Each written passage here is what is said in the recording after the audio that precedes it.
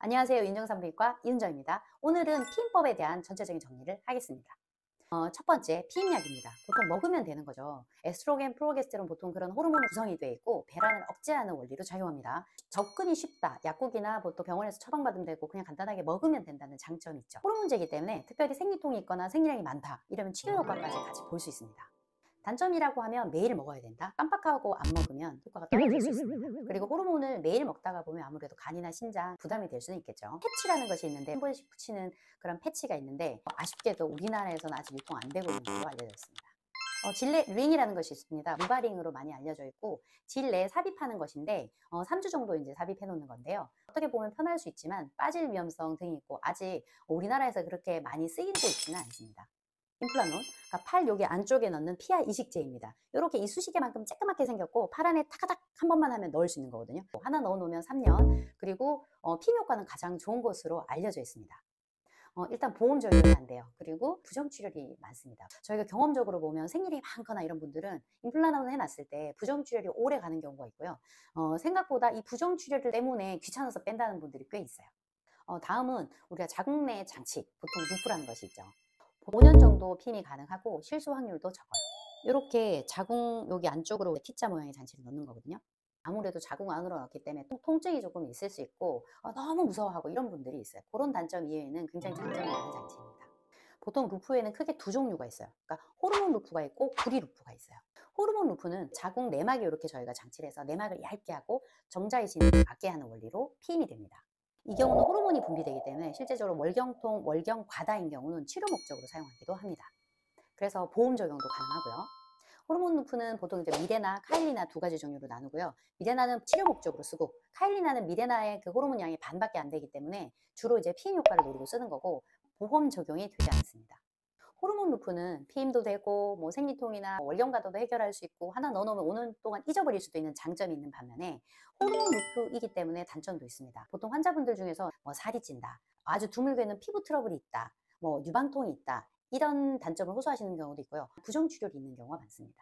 그럼에도 불구하고 특히 증상이 있어서 쓰시는 분들은 그 부정출혈의 시기를 다 지나고 나면 신생이가 그러시거든요. 생리통 없고 생리량 많이 줄어들고 피임도 되고 일석삼조 부럽게 이야기를 하시죠.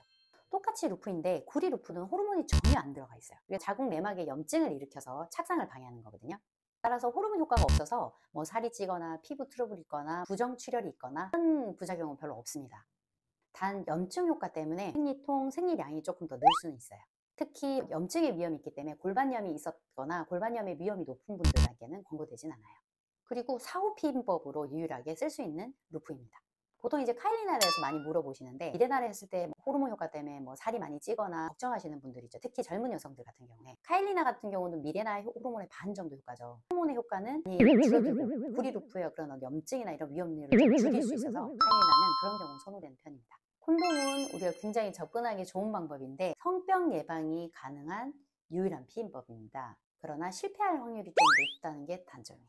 관계 후에 응급 피임약 같은 것들을 쓸 수 있습니다.